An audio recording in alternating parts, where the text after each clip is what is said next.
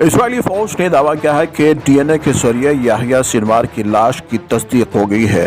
اسرائیلی فوج نے ایک ویڈیو جاری کرتے ہوئے دعویٰ کیا ہے کہ تباہال عمارت میں دکھائی دیے جانے والے زخمی شخص یحییٰ سنوار ہیں، جنہیں چند لمحوں بعد صہیونیوں کے حتمی حملے میں شہید کیا گیا ہے۔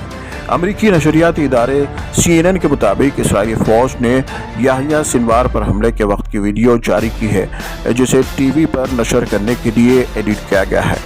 ویڈیو میں دیکھا جا سکتا ہے کہ ایک تباہ عمارت میں ڈرون داخل ہوتا ہے اور ایک کمرے میں رکھے صوفے پر ایک زخمی شخص چہرے پر فلسطینی اسکارف باندھے بیٹھے ہیں، جو ڈرون کو دیکھ رہے ہیں۔ جیسے ہی ڈرون زخمی شخص کے قریب پہنچنے کی کوشش کرتا ہے تو زخمی شخص پوری طاقت کے ساتھ ایک چھڑی ڈرون کی جانب پھینکتے ہیں۔